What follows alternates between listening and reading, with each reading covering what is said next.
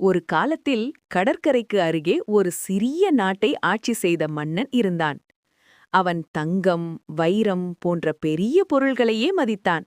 எளிமையானவற்றை அவன் கவனிக்கவே இல்லை. ஒரு நாள் மன்னன் கேட்டான், இந்த நாட்டில் மிகு மதிப்புமிக்கது எது? அமைச்சர்கள் சொன்னார்கள், தங்கம், வைரம். அப்போது ஒரு வயதான விவசாயி சொன்னான், அரசே, உப்பு. அரண்மனை முழுக்க சிரிப்பு. மன்னன் அவனை அவமதித்து அனுப்பினான்.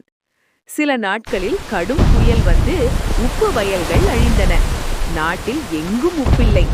அரண்மனையில் உணவு இருந்தது, ஆனால் உப்பில்லாமல் ஒரு கரண்டி கூட சாப்பிட முடியவில்லை.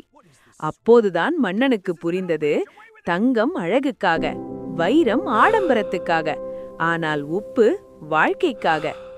மன்னன் விவசாயியை மீண்டும் அழைத்து மன்னிப்பு கேட்டான்.